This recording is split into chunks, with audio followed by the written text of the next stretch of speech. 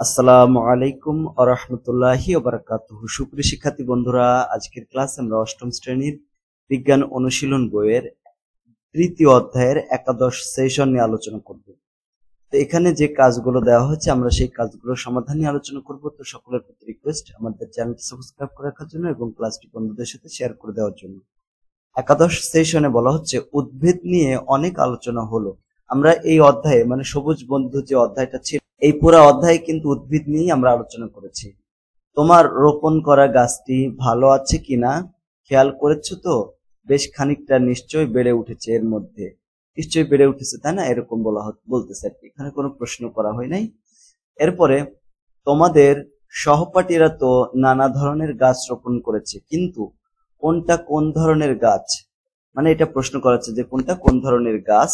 তুমি সহ তোমার দলের সদস্যদের গাছের নামগুলো নিচে লিখে রাখো। এখানে দেখো, তোমার দলে যে সদস্যরা ছিল তাদের নাম লিখবা এবং ওই সদস্য কি গাছ রোপণ করেছে তার নাম এখানে লিখতে হবে। তো আমরা এটাকে এই স্টাইলে লিখতে পারি, যেমন দলের সদস্যদের নাম এবং কি গাছ রোপণ করেছে। যেমন রাজ হচ্ছে লিচু গাছ রোপণ করেছে।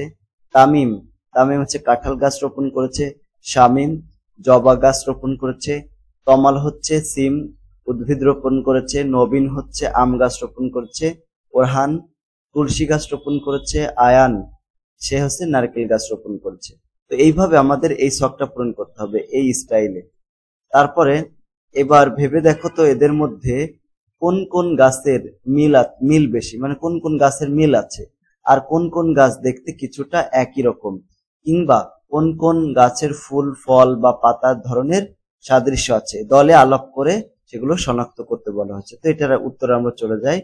উত্তর হচ্ছে যে রোপণকৃত চারা গাছগুলোর ফুল, পাতার ধরন, ফল ইত্যাদি পর্যালোচনা করে গাছগুলোকে দুটি গ্রুপে ভাগ করা যায়। সেগুলো হচ্ছে গ্রুপ 1 এবং গ্রুপ 2। গ্রুপ 1 এর ভিতরে রয়েছে নিম গাছ এবং নারকেল গাছ, আর গ্রুপ 2 এর হচ্ছে কাঁঠাল, জবা, সিম, আম, তুলসী এবং লিচু। এই একই গ্রুপের গাছগুলোর ফুল, ফল এবং পাতার ধরনের সাদৃশ্য সবচেয়ে বেশি। মানে নিম এবং নারকেলের এইগুলোর ফুল, ফল এবং পাতার সাদৃশ্য একই রকম। আবার কাঁঠাল, জবা, তারপর হচ্ছে তুলসী এবং লিচু, এদের ফুল, ফল, পাতার ধরনের সাদৃশ্য সবচেয়ে বেশি। এটাই আমাদেরকে বের করতে বলা হয়েছিল। তো এই যে তোমরা সাদৃশ্য বৈসাদৃশ্যের উপর ভিত্তি করে উদ্ভিদগুলোর বৈশিষ্ট্য বিশ্লেষণ করলে, উদ্ভিদ বিজ্ঞানীরাও বিভিন্ন ভাবে গাছদের সাদৃশ্য বৈসাদৃশ্য নিয়ে আলোচনা করেছেন, বিশ্লেষণ করেছেন। এই গবেষণার উপর ভিত্তি করে গোটা উদ্ভিদ জগৎকে তারা বিভিন্ন ভাবে শ্রেণী বিভাগ করেছেন। আমরা যেরকম ভাগ করলাম তারাও এইভাবেই ভাগগুলো করেছেন। ঠিক আছে, অনুসন্ধানী পাঠ বই থেকে জীবের শ্রেণীবিন্যাস অধ্যায়ের উদ্ভিদের শ্রেণীবিন্যাস অংশটুকু পড়ো, দলে আলোচনা করো এবং তোমাদের শিক্ষকদের উদ্ভিদটি কোন শ্রেণীর মধ্যে পড়ে ক্লাসের সবাই আলোচনা করো। তো এখানে তোমাদের যে শিক্ষক রয়েছেন তিনি যে গাছ রোপণ করবেন তার যে উদ্ভিদটা সেটা কোন শ্রেণীর মধ্যে পড়ে সেটা লিখতে হবে। তো আমরা ওটা না লিখে আমরা এখান থেকে লিখবো যে এবার তোমাদের কাজ হলো তোমাদের দলের প্রত্যেকের বন্ধু গাছটি কোন শ্রেণীর অন্তর্ভুক্ত তা শনাক্ত করো।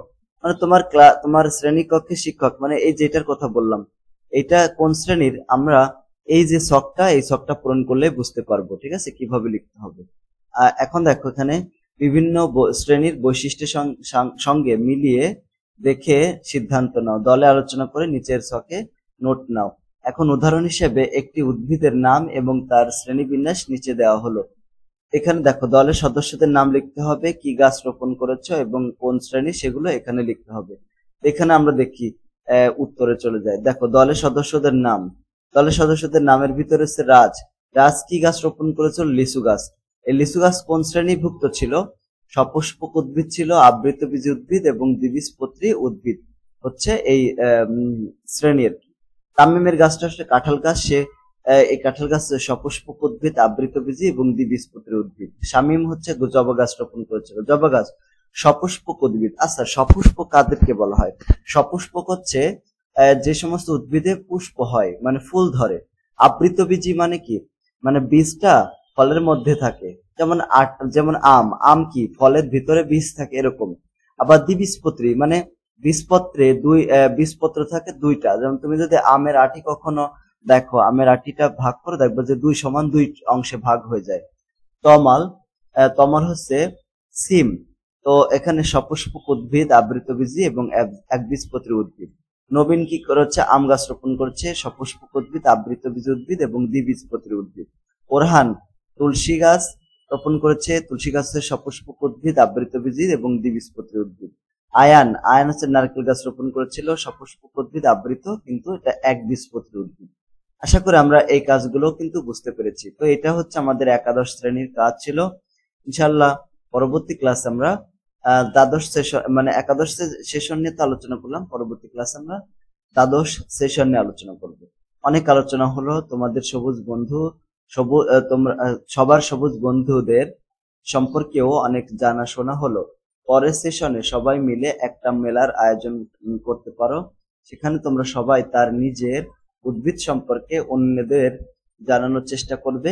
নিজের সবুজ বন্ধু সম্পর্কে কিভাবে জানতে চাও তা তুমি ঠিক করে নাও। তোমার গাছটি কিভাবে বেড়ে উঠেছে, কিরকম ভাবে তুমি তার যত্ন করেছো, এই গাছে ফুল বা ফল ধরেছে কিনা, এই বিষয়গুলো আর কি।